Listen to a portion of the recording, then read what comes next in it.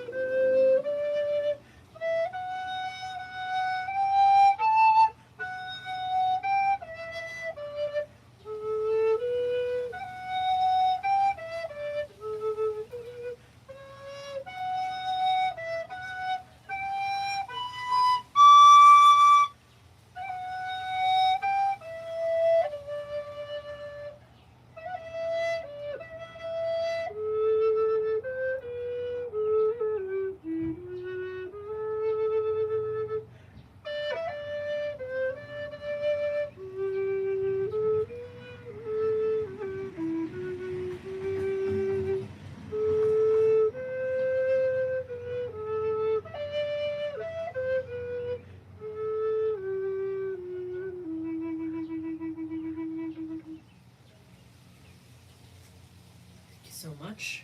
So that was um, some of the excerpts from Maurice Ravel's Minuet from Les Tombeaux du Coupoin. And this is kind of just a cold read through, and then I kind of went back to the beginning at the end because for the rest of the oboe part, I'm reading the oboe part, and it's just a bunch of measures of this. So I tried to find a really nice way to finish the movement there without any of the other orchestral instruments. Okay, so now we're going to switch gears to some Johann Sebastian Bach and some of his flute pieces. And this first excerpt that I'm going to be playing is from one of his Brandenburg concertos. The Brandenburg concertos are a set of 6 concerto grosso where you had a group of soloists versus an entire ensemble that's kind of the accompaniment.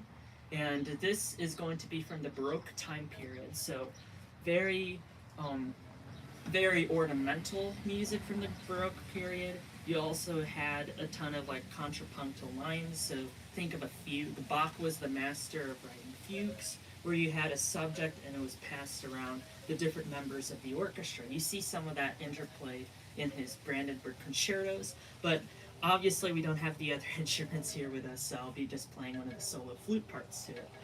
And what's interesting about some of the Brandenburg Concerto, you had some of these instruments that weren't really featured as soloists at the time. So back in the day, you would usually have a solo violin, and then you'd have some solo wind instruments such as oboe or flute or horn or recorder or trumpets. And then you would have your accompanying strings, so you'd usually have 2 violins, 1 viola, and then you would have your rhythm section of the band, which is known as the basso continuo. These instruments in the basso continuo would have provided the bass line and as well as some of the missing harmonies in between the different instrumental lines. So a basso continuo section would usually feature a cello, a bassoon, a double bass, or a violone, which is kind of a large violin, kind of a bass, a double bass, an old version of the double bass. That's a very, very, very loose, a very, very loose kind of term for it, but just basically it's an early instrument that was similar to the double bass. And then you would have an instrument that could play chords, so you could have a lute, you could have a guitar, you could even have a harp or an organ. But the main instrument that was used in basso continuo as the chord instrument to provide all those interesting harmonies that maybe some of the other instruments did not play into was a harpsichord. Now, the difference between the harpsichord and the modern piano is, of course, the action or method of how the sound is produced. The harpsichord has these plectrums that will pluck each string whenever you hit down a button, whereas the keyboard, the piano, will actually have small hammers that hit the strings. So it's a difference between either you're hammering the strings or you're plucking them. The harpsichord is the plucking one. Okay, so Brandenburg Concerto number 5 is actually written for a traverse flute, which is basically a Baroque modern in the sense that it was a new fashion at the time, in the 1700s and the 1600s. It was written for that style of flute and a solo violin, and then also this is the first time we see a keyboard instrument into a solo role in a concerto. So usually, again, the harpsichord was used as kind of a rhythm section instrument, also known as a basso continuo instrument. This concerto is the first time we see it break into a solo role, where it has these very interesting cadenzas. If you have time, go look up a performance of Brandenburg Concerto 5. It'll be very interesting and a very fun piece to listen to, and also watch the keyboardist kind of riff on the middle of the piece. There is a 3-minute long cadenza. So, alright, without further ado, I'll be playing the flute part 2, Brandenburg Concerto number 5. We'll get to the second movement as well. The second movement's kind of slower, and then the third movement's pretty fast, but we'll take it at a reasonable tempo because I haven't been able to play it at tempo in a long time. Alright, so here's Brandenburg Concerto number 5 by the Baroque composer Johann Sebastian Bach.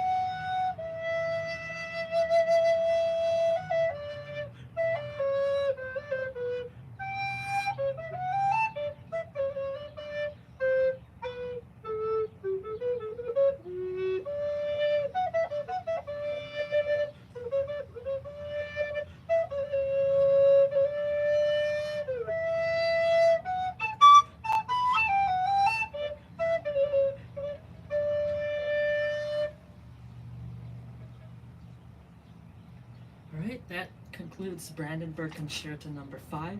Just a read through of the flute part. Missed some accidentals here and there, but nothing that some practice could fix.